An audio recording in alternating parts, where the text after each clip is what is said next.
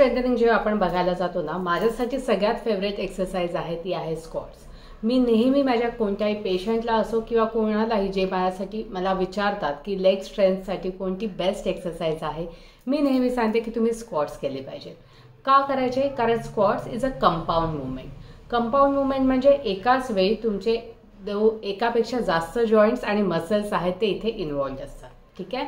So स्क्वॉट्समध्ये तुमचे heap, core, नी, uncle आणि मसल्समध्ये तुमचे बटक्स, बॅक, हॅमस्ट्रिंग, क्वाड्रिसेप्स, काफ मसल्स आणि फूट मसल्स आणि ऑब्व्हियसली कोर मसल्स हे यामध्ये ॲड होतात किंवा ते त्यामध्ये स्ट्रेंथन होतात. राईट. आणि हे तुम्ही एकाच एक्सरसाइजमध्ये एकाच वेळी ट्रेन करू शकता आणि चॅलेंज पण त्यांना देऊ शकता.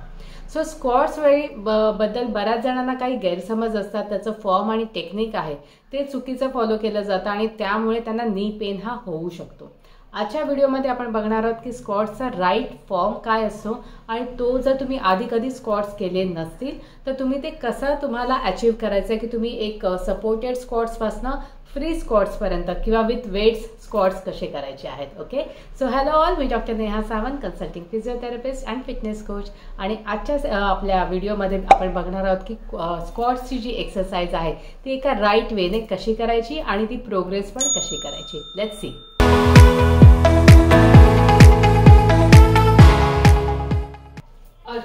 सो आता आपण काय बघणार आहोत तर स्क्वॉट्ससाठी जेव्हा आपल्याला सपोर्टेड स्क्वॉट्स करायचे आहेत तर त्याला आपल्याला कुठेही बारला वगैरे पकडून तुम्ही हे स्क्वॉट्स करू शकता. फॉर इनिशियल जर तुम्हाला ऑलरेडी काही नी पेन आहे आणि तुम्हाला असं वाटत असेल की तुमचे स्क्वॉट्सने पेन वाढू शकतात तर आपल्याला बघायचं की राईट फॉर्म आणि टेक्निक काय आहे. बरोबर. सो जर तुम्हाला ऑलरेडी नी पेन असेल तर तुम्हाला चेअर स्क्वॉट्स आहेत ते ट्राय करायचे. कसे करायचे? तर तुम्हाला एका बारला सपोर्ट घ्यायचा आहे. चेअर तुमची अशी मागे असणार आहे. बरोबर. उभे राहताना तुम्हाला तुमच्या शोल्डरमध्ये जितका डिस्टन्स आहे त्याच्यापेक्षा थोडेसे वाईड पाय घ्यायचे आहेत. तुम्ही इथे पकडलेलं असणार आहे आणि आपण खुर्चीवर जसं बसायला जातो तसं बसायचं आहे अँड देन उठायचं आहे. ओके. जेव्हा तुम्ही बसायला जाणार तेव्हा तुमचे बटक्स आहेत ते असे मागे जाणार आहेत. जेव्हा तुम्ही हे बटक्स मागे घेता तुमच्या नीजवर डायरेक्ट कोणताही स्ट्रेस येत नाही आणि तुम्हाला तिथे पेन होत नाही. राईट. प्लस तुम्हाला खुर्चीचा सपोर्ट असल्यामुळे पण तुमच्या बॅकवर पण स्ट्रेस येत नाही आणि तुमचा पेन कुठेही तुम्हाला वाढल्यासारखा जाणवणार पण नाही. पण येस, त्याची प्रॅक्टिस मात्र करणं खूप गरजेचं आहे. दुसरी गोष्ट जी बऱ्याच वेळेला चुकीची केली जाते ती म्हणजे हे स्क्वॉट्स करताना श्वास होल्ड केला जातो. तर श्वास आपल्याला होल्ड करायचा नाहीये. तुम्ही जेव्हा बसता तेव्हा तुम्हाला ब्रीथ इन करायचं आहे आणि जेव्हा तुम्ही ब्रीथ आउट जेव्हा वर येता तेव्हा तुम्हाला ब्रीथ आउट करायचं. ओके. युजली स्क्वॉट्स मध्ये जेव्हा आपण बसायला जातो त्यापेक्षा तुम्ही जेव्हा उठता तेव्हा तुमच्या मसल्सवर ताण हा जास्त येतो कारण तुमची ग्रॅव्हिटी तेव्हा ऍक्ट करते. दिस इज अगेन्स्ट ग्रॅव्हिटी. राईट. त्यामुळे तेव्हा तुम्हाला ब्रीथ आउट करायचं आहे because that is the main position. आपण बऱ्याच वेळेला बघतो की बसायची पोझिशन मे बी जास्त इम्पॉर्टंट आहे. ऑब्व्हियसली आहे कारण त्याच्यामध्ये तुमची रेंज आहे ती डिसाईड होते.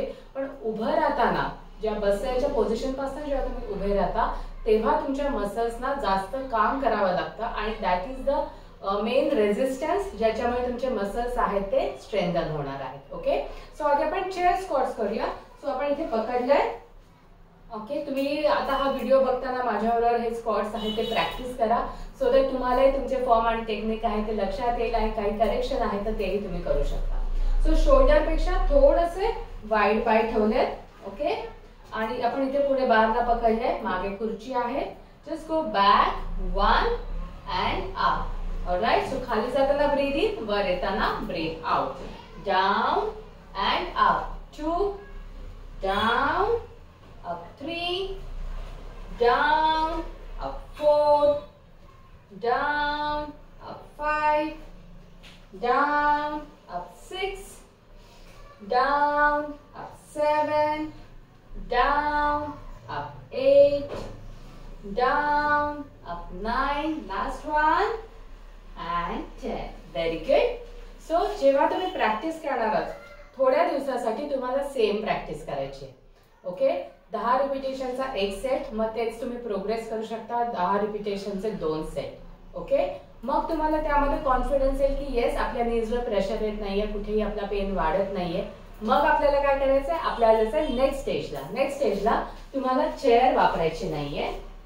ओके, फक्त सपोर्ट मात्र तुम्हाला घ्यायचा आहे. ओके, सो अगेन उभी राहायची पद्धत से दोन्ही पायामध्ये अंतर घ्यायचे, शोल्डर विड्थ पेक्षा थोडंसं वाईड आपण इथे पकडलंय आणि परत बटक्स मागे घेऊन बसायचं आणि उठायचं. सो यावेळी उठताना तुम्हाला जर नीजवर प्रेशर किंवा पेन वाटत असेल तर तुमच्याकडे बारचा सपोर्ट आहे, राईट. सो तुमच्या नीजवर तसाही तो प्रेशर किंवा पेन तुम्हाला जाणवणार नाही.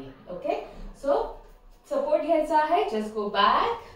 अगेन बटक्स तुमचे मागे गेले पाहिजे सो दॅट नीजवर तुमच्या प्रेशर येणार नाही. And up. 1 2 3 4 5 6 7 8 9 and 10. Very good. Yes, हे तुम्हाला जमायला लागेल. हे जेव्हा जमायला लागेल अगेन यामध्ये प्रोग्रेस काय करायचा आहे, 10 रिपिटेशनचा एक सेट, 10 रिपिटेशनचे 2 सेट. ओके, तोपर्यंत तुम्हाला डेफिनेटली थोडा कॉन्फिडन्स हा आलेला असणार आहे.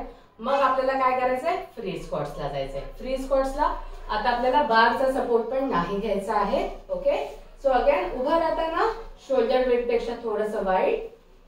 ओके, पाय थोडेसे बाहेरच्या बाजूला घ्या सो दॅट तेही तुम्हाला हेल्प करणार आहे की नीवर डायरेक्ट प्रेशर येणार नाही. हात समोर घ्यायचा आहे, बटक्स बॅक आणि खाली जायचं आहे. खाली जाताना ब्रीथ इन, वर येताना breathe out. Okay, let's start. 3 2 1 and go back down and up. 1 2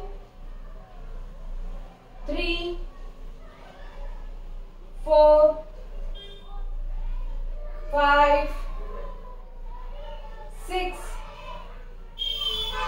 7 8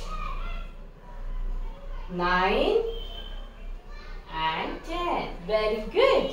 so जेव्हा फ्री स्क्वॉट्स तुम्हाला येतील तुम्हाला स्वतःलाच खूप मस्त वाटणार आहे आणि बाय दॅट टाइम तुम्हाला जाणवेल पण की तुमच्या लेग मसल्सची स्ट्रेंथ आहे ती वाढलेली आहे. क्वाड्रिसेप्स मसल्स म्हणजे मांड्यांचे स्नायू आहेत त्याचा टोन पण तुम्हाला वाढलेला जाणवणार आहे. जेव्हा तुम्ही स्क्वॉट्स एक्सरसाइज प्रॉपर वेने करता तुमचं कोर स्ट्रेंथनिंग होतं कारण तुम्हाला बॅलन्स करावे लागतात. बटक्सचे मसल्स आहेत ते टोन होतात, हॅमस्ट्रिंग मसल्स आहेत ते टोन होतात, काफ मसल्स पोटरीचा स्नायू आहे तो पण इथे टोन होतो, राईट. त्यामुळे काय होणार आहे, ओव्हरऑल तुमच्या लेगची स्ट्रेंथ आहे ती वाढण्यासाठी मदत होणार आहे. Plus this is a body weight exercise. Body weight exercises म्हणजे आपण ही जी फ्री मुवमेंट करतोय, राईट, ही फ्री झाली, ह्याच्यावर तुमचं बॉडी वेट नाही पडत आहे पायावर.